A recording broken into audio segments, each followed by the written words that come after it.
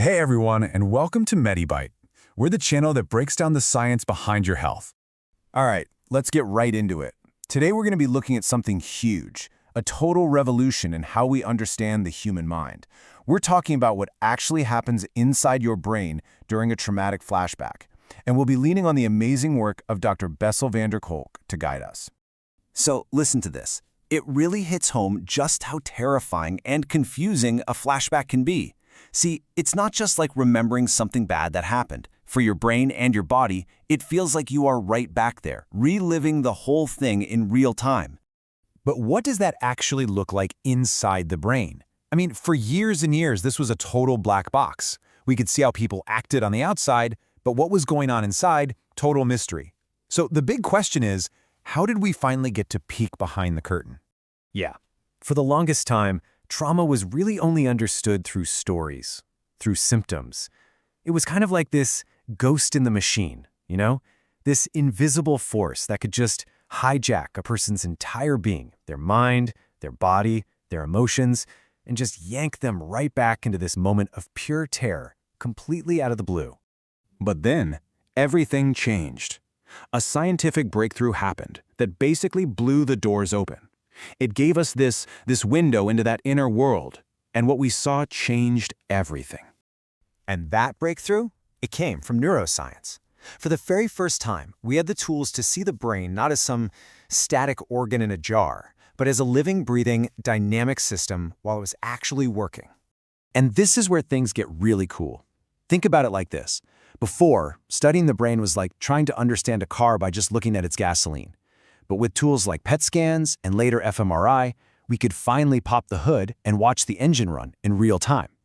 So in 1994, a team at Harvard took this incredible new tech and pointed it right at one of the biggest mysteries in psychiatry. So they got these 8 volunteers, all of them trauma survivors, and they asked them to do something incredibly brave. They asked them to lie inside a brain scanner and relive their most painful memories. And you know what? To the researchers' complete shock, every single one of them said yes. They wanted their suffering to mean something, to help other people. What these scans revealed, well, it changed everything. And this is it. This is one of the first images ever taken of a brain during a flashback. Now I know, it might just look like a bunch of colorful spots to you and me, but for those scientists, these bright spots showing high activity and these dark spots showing low activity, man, it was like reading a story that no one had ever been able to see before. So let's break down the 2 absolute biggest discoveries here. First, the amygdala. That's kind of like the brain's smoke detector. It was just on fire, blaring, pumping the body full of adrenaline, getting it ready for a fight or to run for its life. But here's the crazy part. At the very same moment, Broca's area, the speech center of the brain, it just went dark, completely shut down. Okay, so think about that for a second. The main alarm system is screaming, but the part of your brain that uses words is totally offline. So what does it actually feel like? What does it mean for the person going through it? This is the real game changer. For the first time ever, there was actual physical proof of what trauma survivors had been trying to explain for centuries. The experience is literally what they called speechless horror. You're flooded with overwhelming feelings, but the ability to wrap words around them, even inside your own head, is just gone.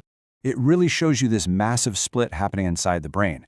You've got the right brain, the part that deals with images, emotions, and what you feel in your body, and it is firing on all cylinders. It's convinced the trauma is happening right now. Meanwhile, the left brain, the logical, storytelling part that says, hey, this happened in the past, is just not working. There's no inner voice to say, wait, this is a memory. You're actually safe. And this wasn't just some interesting fact for a textbook, you know? It completely changed how we approach treatment. It proved, once and for all, that a traumatic response isn't about being weak or not having enough willpower. No, it's a real physical injury to the brain. You can see it, you can measure it. And an injury like that needs a specific kind of healing. So this new understanding gave us a whole new map for recovery. It opened up 3 main paths to healing. You've got top-down methods, which is like using talk therapy to help your thinking brain make sense of it all. Then there's medication and tech to help calm down that overactive alarm system. And so importantly, there are bottom-up approaches. This means using your own body, things like breathing, movement, physical sensations, to teach your nervous system on a deep level that you are safe now. And this really brings us to the most incredible, hopeful part of this whole story. What neuroscience has shown us is that our brains are neuroplastic. That's just a fancy way of saying they can change. The very same brain that got rewired by trauma to always be on high alert, that same brain can be rewired for feeling safe, for connection, for actually living, not just surviving. So, if you got something out of this deep dive today, do us a favor, hit that like button, share this with anyone you think might find it useful, and of course, subscribe to MediByte so you don't miss our next explainer. Thanks so much for being here.